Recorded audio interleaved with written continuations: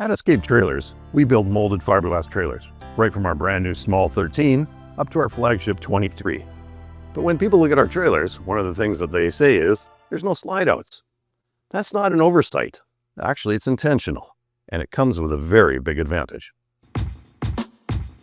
Molded fiberglass trailers are stronger when they're in one piece. Cutters slide out in it and it weakens the shell. Fewer seams equals fewer leaks equals a longer life of your trailer. We will admit, slides look great, but they're motors and gears and tracks and seals. Just more things to break. Without them, you've got a simpler trailer that just works. All that slide hardware is extremely heavy, but we make lighter trailers, easier to tow with everyday vehicles.